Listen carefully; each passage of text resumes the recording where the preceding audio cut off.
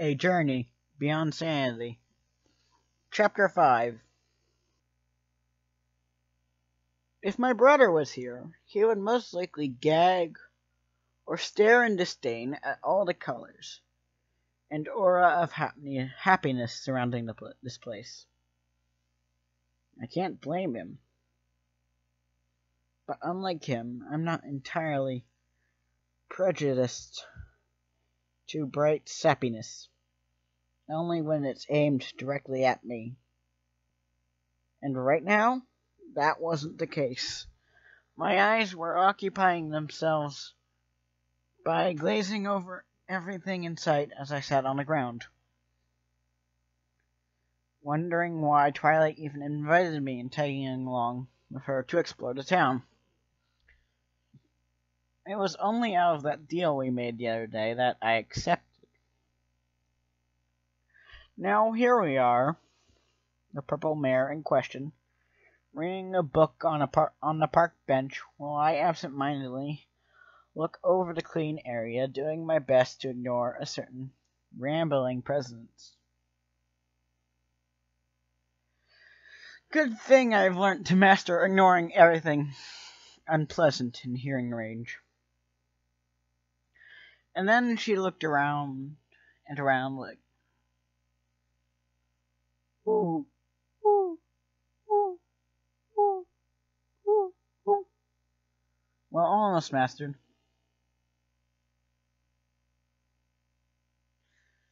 I sighed in disdain while Twilight shared my enthusiasm with a bland obviously having no idea nor a care what that earth pony was even going on about.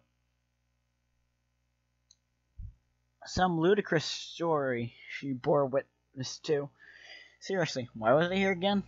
The last thing I needed to be giving was a migraine caused by the annoying Pinkie Pie. A Pinkie Pie, if you will. Then I heard the unicorn give a whew in relief, inciting me to glance in their direction and give a relieved smile, seeing the Pinkie Pony run in pursuit to bother someone else who rightfully deserves it. Finally, I muttered, gratefully. Twilight perked up. Did you say something? Nothing, I shook my head in reply, raising a curious brow while walking over to her. If I might inquire, what are you reading, anyway? The purple mare shrugged casually. Oh, just something to pass the time with. Nothing you'll find interesting, I'm sure. Is that a fact? Try me. I raised a brow alongside a bemused smile. See for yourself. My eyes curiously skimmed over the open pages before I cocked my head at the drivel of different unidentifiable words being presented to me. Not a language I'm familiar with, I'm afraid. It's ancient, something rarely read by any pony, Twilight said, returning to the book. I decided to research and learn the language myself for some time now. You never know. Just in case. Preparing for anything beforehand, I realized, giving an approving nod at her handiness. Good work. Thanks. This time she cast me an amused look before something obviously crossed her mind. Oh, that's right. You didn't bring any books with you. Is there anything I can do to keep you from getting bored? Very little, I replied dryly, smirking at the roll of her eyes.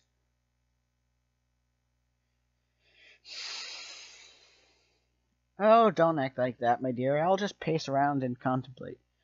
That's all I mainly do to pass the time, really.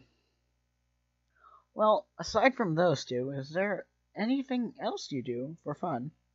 Like a hobby? Those are my hobbies, I shrugged casually. Plus some more things, but nothing really of interest or significance to others. Now I unintentionally have Twilight intrigued. as her interest changed from the book to me. Like what? She asked with genuine curiosity, as if anything I had to say was important in the slightest. As I said, nothing of value. Try me. I raised an amused brow of my own at the tone I had given her earlier. Well, I read, obviously. She nodded patiently. And as my main pastime, I also write. This time both her brows soared, her features positively intrigued. You're a writer? Well, I've never published any books, I admitted, sheepishly shrugging. It wasn't that a big deal anyhow. Just some stories in my spare time for others to enjoy reading. I'm not quite there yet. I plan to become an author someday. Someday, yes, but that wasn't going to be a very long time before such a thing is ever realized. Oh, I just noticed then, Twilight sat up properly from the bench, picking up her book and shifting it for me to sit down when I obliged politely. Oh, not too close to the mirror. I'm not sure whether I appreciate the amount of attention she was giving to me or not. You never really struck me as a writer, Stardust. Did I ever strike you as anything? Trying, for a start. We both chuckled at the joke. Somehow only this pony is capable of making me laugh. At anything but sarcasm or scorn. So do others enjoy your work, then? I certainly hope so. But my work is average, at best, I confessed sincerely. I dabble here and there. Writing is arguably the best thing I excel at, if you don't count being a sarcastic, grumpy loner. This time it was only I who chuckled. There are still so many small flaws with my writing I wish to correct. And one day will my profession, as an author, won't be happening time soon. So that's your dream, then, to become an author, Twilight assumed right off the bat, glancing up at the sky thoughtfully. Just as I was about to correct her, and her voice immediately cut in, the tone of panting in it. Ah, Twilight, Stardust, there you two are. Both our heads turned to the exhausted white unicorn, who for some reason ran presumably all the way here. Upon looking up after recovering, there was an expression on Rarity's face I didn't like, along with the sly tone. Ah, having a lovely stroll in the park together, are we? What? Well, I do apologize for interrupting your lovely afternoon together. Both me and Twilight traded confused glances. What was exactly was Rarity insinuating? Unless she meant, no. Good God, no. Not in a million years. Not if all of existence depended on it. Keep your deranged fantasies to yourself, you sickening mare. Was there something you needed, Rarity? Twilight asked, instead in a puzzled tone, while I simply gave the white pony an unamused stare, making it clear I knew exactly what she was getting at and denying it ever happened. Oh, not much, darling, but I have been looking everywhere for you. I merely wish to borrow Stardust, that's all. You don't mind, do you? Wait, what? No need to appear so baffled. You must have known this day would come. The day I, Rarity, finally fixed the problem you keep undoubtedly intentionally avoiding. Now I'm given nothing but simple confusion, replacing the previous disgust I felt in my being. I'm sorry? Your mane, darling, Rarity answered dramatically while pointing at the hair in question, as though the mere sight of it was appalling. What about it? That was then I blinked in surprise, as I suddenly felt myself shoved forward off the bench as Rarity walked upwards, grabbed my front right hoof, and tugged, casting my disapproving look. A proper gentlecolt knows when to clean himself up after he wakes up. I don't know how you manage to live this long without ever tending to your mane. But I just can't stand seeing an untamed mess like this. It's getting the proper cleaning it deserves. Oh, so that's what this is about. I like it as is, thank you, I said firmly while trying to pull away. Yet the white unicorn remained insistent. Seriously, it wasn't that big a deal. Twilight, help me out here. Grand idea. Huh? Twilight, dear, why don't you come with us to observe Stardust getting his hair fixed and cleaned neatly? You can even provide tips if you wish. My front free hoof gave a facepalm. The purple unicorn tilted her head at me, or more specifically, my hair in question.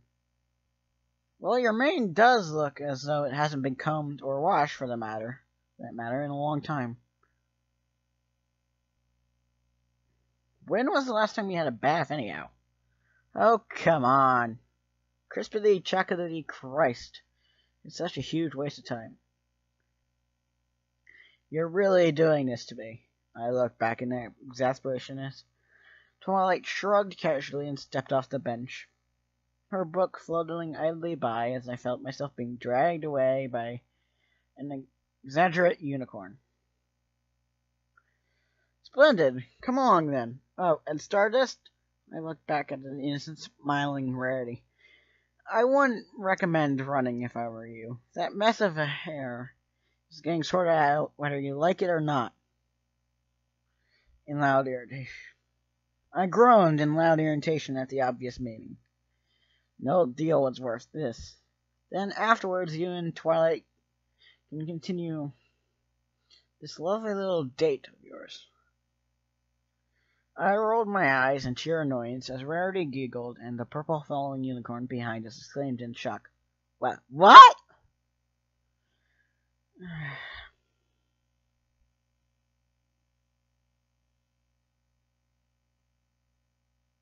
Soon after, I can only assume, was plenty of time wasted. I sighed for the third time here, annoyance, as the white unicorn grinned at my newly clean mane, standing beside me as I looked through the expensive-looking mirror, which would cost a fortune back home, I'm sure. That reminds me, how precisely does the economy of Equestria even work? I'm aware they have their own worldwide currency, but that's hardly something to show itself world touch upon. But do ponies even have taxes, bills to pay? If so, where and who do they go to? The monarchy? Anyway, my deadpan expression stared right back at me, while I gave the exaggerate fashioner credit for her creativity in terms of styling. I would appreciate it if these things were done to me with my consent. Now I look like some handsome high-class horse who prefers letting everyone else worship the ground I walk on. And that's a bad thing, because it's not me. Well, you do look better now, was the first thing Twilight said as Rarity dragged me by the arm around to face her, trying to sound helpful. And was she restraining a laugh? My stare slowly morphed into a glare as I could feel my irritation and embarrassment rise simultaneously. Better? Why, Twilight, darling, I think you underestimate the effort I put into this. This style is fit for dashing young stallions with all intent on making every mare around him swoon. I'm not sure whether to take that as a compliment or an implication. Rarity giggled lightly as I raised a brow at her. Oh, of course that's not your intention. But with such lovely fur and geomark, my dear, you needed something clean and styled to suit you alongside it. And certainly not something that makes you look like you've been living in a filthy alleyway for quite some time. Again with my coat. What is it with Rarity's fascination? Because it's gold? There have to be some other ponies around here with the exact same shade. Correct? I rolled my eyes at the theatrics. Okay, I've spent enough of my time here. Hang on. Rarity designs and creates clothes, yes? So I just make a simple request one friend to another. She's right, Stardust. You do look more dashing. Twilight chuckled at my disagreeing frown. No need to look so negative. If you don't like it that much, I'm sure she'll change it into something else you'd prefer more. Right, Rarity? The white mare nodded. That's settled, then. I'm going to check out that bookstore not far from here. Then go back to the library to study things I've been wanting to do. Would you like me to wait for you at the shop? I declined to shake my head, ignoring the protestant gasp from the drac mare beside me. I'll make it back on my own, thank you. Just be sure to find something interesting at the store. I will. Twilight bid a farewell with a smile. As she exited through the doorway, comprised of velvet with golden outlining curtains. Good. No further reason to feel embarrassed now. I sighed in relief as Rarity walked a few feet away from me, checking out some work of hers I have entirely no interest with. You know, this place wasn't too bad in terms of the organized department. This pony obviously preferred everything with not one trace of dirt anywhere. As my squinting eyes searched around for one. Nope, not one trace. I can respect that, as I had to resort to cleaning around the library whenever Spike was busy, relieving himself with a nap. That lazy dragon. Just what does he do besides send letters to Celestia anyhow? We'll have to ask when I return later. Right now, I have an idea. A way to resolve my current crisis with this damn girly cutie mark of mine. You're quite the mystery, you know. I then heard Rarity speak up, inciting me to look at her questionably with her back still turned, doing something with her magic. Twilight thinks so as well. Is that so? I asked curiously. So they found me an enigma. I dare say there's anything fascinating about me, my dear. Quite the contrary, darling, Rarity replied smoothly, turning to me with a raised, intrigued eyebrow. There are things about you that are begging to be looked into. Me and the girls discussed this while preparing your party ages ago. With the exception of an exhausted Applejack who arrived late. Your little confession to Twilight about the lack of understanding friendship only gave us more curiosity. I understand you prefer to keep to yourself, but there are some things about you that, dare I call, they're not the only ones who are intrigued now. Yes? I pressed on politely, leaning forward slightly as the white mare seemed to purse her lip. Worrisome, to be accurate about it. Huh? Oh, nothing in terms of danger, I assure you, Rarity added quickly when seeing my expression. I simply meant that there are things about you that don't add up from your usage of vocabulary, which is understandable, seeing as you're from a far-off land, to your apparent knowledge. The differences in our use of languages I can understand, but apparent knowledge? She looked as though she was about to add more, but to my disappointment, something snapped her out of it. Renee shook her head as she then looked back to her work. My apologies. I have no intention to pry, but I'm not sure about the others, especially Twilight. I can only warn you, Stardust. That there are many things about you that warrant discovering. Some things are better off not knowing, Rarity. Perhaps, but then that might not prevent them from attempting to find out regardless. Let them try, I said instantly with a hint of challenge. Smirking at my own self-assurance. They will get little answers from me, depending on their questions. But I appreciate you for telling me this, I added sincerely. Glad now I have an excuse to keep my guard up at all times. As they suspected me now, I cursed myself for my recklessness. I should have been more careful. No doubt Twilight, along with Pinkie Pie and Rainbow Dash, would try to discover their mysterious friend, who came out of nowhere and knew all about the return of the dreaded Nightmare Moon. In addition to the stampede a while back. and how I showed no reaction to Twilight returning the 2 tickets. Let this be a lesson to myself. Tread more carefully.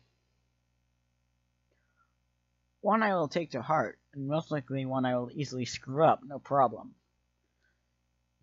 Sometimes I hate myself.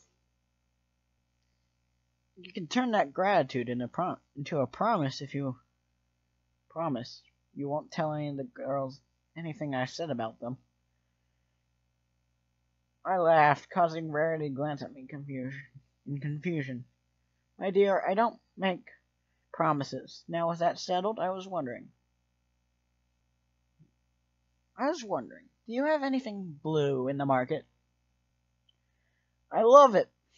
That's exactly what I told the hesitant, then eventually pleased Rarity after I adorned the dark blue cloak I'm currently wearing now on my way back to the library. The process of what to wear went more smoothly than I thought, as this fabric was one of the untouched work the White Unicorn had yet to accessorize. Disappointment was evident on her features when, after I won in the argument of giving the cloak, as she addressed it, purpose. No, I was more pleased and satisfied at the simplistic design. Nothing to make it stand out, and hide that hideous mark on my rump. Rarity had relented in the end, reluctant to give up, but at the same time, elated to have helped a friend out. I didn't even have to pay for it, as a token of friendship. The accomplished grin on my face wouldn't wipe off, and I doubt it will do so for a while. On my walk back to the treehouse, nodding politely to every passing pony, what made me feel even more pleased was the fact I edited my hair a little while walking by a store window. As if I was going to keep that deranged style the white mare had forced on me back there. So there was a benefit in being dragged to a fashion store after all. And did I mention I love this cloak?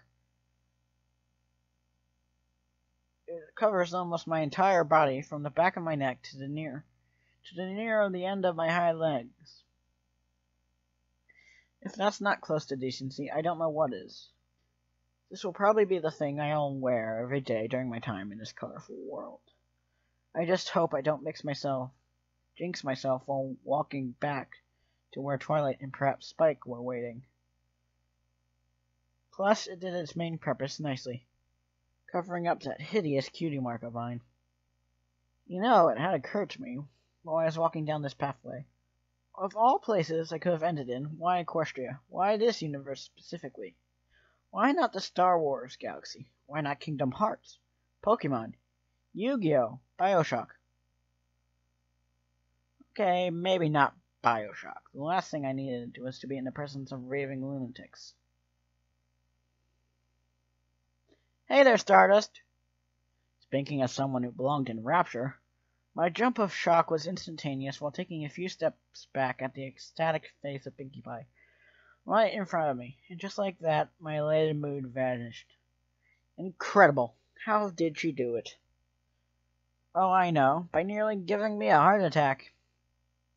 Hello, Pinkie, I replied, hesitantly after a few breathers to calm down. Is there something you wanted? Instead of answered like any well-mannered person, Pony. Damn it. I felt something shoved right into my chest. My front limbs immediately seizing whatever the pink mare had just given me. It felt rather hard and cold. A cookie. A cookie? I glanced down at the treat in question. As the energetic Pinkie spoke in that fast tone. It's a leftover cookie I made after the rest I baked were quickly eaten by customers to Sugar Cube Cure. I thought I'd give it to you as a sign of our everlasting, fantastical, wonderful friendship. If I eat this, will it get you to shut up? I inquired, my eyes still on the sugary snack. Looked more in an unusual shape than the average cookie. Hearing no answer, my eyes glanced up to find the pony had suddenly disappeared. Oh, maybe she's found someone else to annoy. Still, it was kind of her to do this. Plus, I simply can't allow a good cookie to go to waste. And there was chocolate chips in it. Hakuna Matata. I was then certain even the creatures living in far-off mountains could hear my scream of pain while my teeth clamped down on the hard treat. Will you hold still for just a moment? I hate my life. I hate my life. I hate my life. I hate my life. Stardust, I can't fix your teeth while you're moving around like that. Twilight protested in exasperation as my head kept writhing in reaction to the pain that infernal pink pony had caused me. Here I was now, sitting in a sitting position as the purple unicorn worked to return my teeth to their natural self. Try to concentrate on something if it hurts too much, or better yet, think of something to occupy your thoughts. That will lessen the pain. Oh, my dear Twilight, I have so many thoughts in mind in relation to avenging my poor teeth against that damn mare. Ow. I regret saying Hakuna Matata to myself. Now. Ever. Hold still, the intelligent pony ordered when she seized the chance to grab my jaw and to hold me steady, inspecting my white, damaged, helpful things. Alright, I know just a spell for this. But I need you to be prepared for it. Don't worry, it won't hurt, she added after seeing my slack-jaw expression at the lack of assurance in her tone. Well, not so much, I think. You think? Ready? Hardly, if you're unprepared yourself. Arrgh! Okay. My eyes immediately clamped shut as I felt some tickling, slightly painful sensations happening to the inside of my mouth. Then finally concluded as the pain slowly evaporated away, feeling as though minutes had passed by since the start of the process. My eyelids slid open at the same time as Twilight, who looked gratified and confused. You look better now, the observant Spike commented helpfully while walking over. Sincerely glad for it, for whatever reason. But my attention was on the unusually acting unicorn. Twilight, I asked, a trace of concern in my tone, as both I and the lizard looked at her. Their mare was slowly panting, as though the work had apparently taken quite a bit of energy out of her. I'm fine, she said, after a moment, looking at me with a raised, curious brow after recovering from her momentary exhaustion. But for some reason, I don't know how, it took quite a lot of my magic to focus it on you, Stardust. Maybe you already exerted your magic a lot today, I suggested, unsure what she was getting at. Twilight shook her head. That's not what I meant. I'm saying I had to concentrate with the majority of my magic exclusively on you. On me? Now I was simply confused. What was she saying? Staring at me as though I was a puzzle in need of solving, the purple bear then shook her head, as though it was something to think about for a later time. Never mind. Maybe I did exert a lot of my magic today. What's important now is how you did that to your own teeth. Then suddenly that boiling rage returned. My eyes and features hardening in remembrance while Spike and Twilight blinked at the change. That damn pink pony, offering me a cookie which turned out to be a rock, painted in the colors of a treat. How could I have been so stupid? It was suspicious looking from the start, but still. You mean Pinkie Pie? I nodded in clear distaste. Twilight sighed in equal annoyance. You're not the only one who was tricked, Stardust. Frank, I would hardly call breaking the entire set of my teeth a mere joke. She and Rainbow Dash traded my writing ink with an invisible one.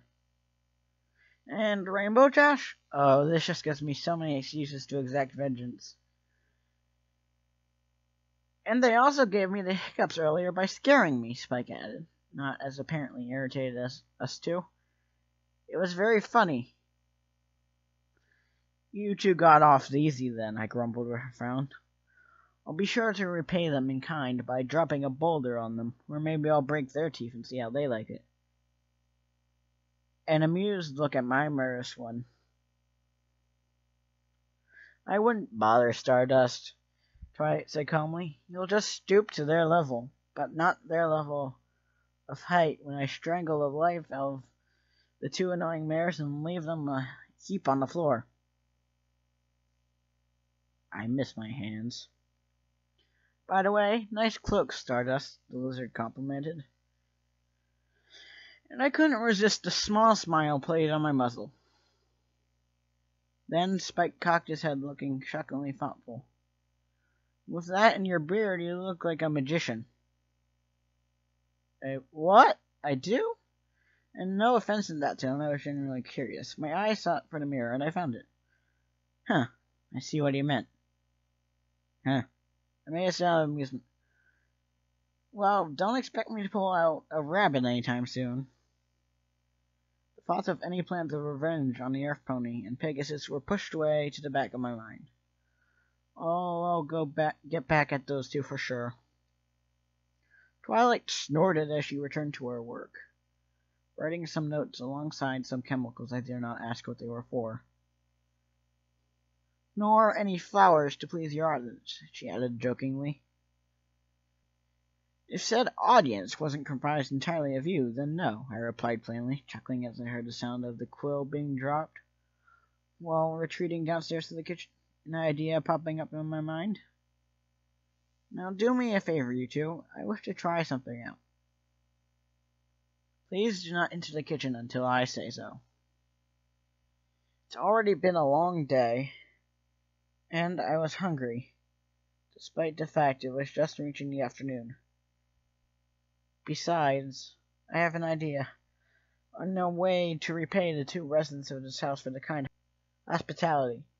It's been a while since I've done this, and by that I mean years. All I needed to do was find the right ingredients, and not botch up due to these hooves.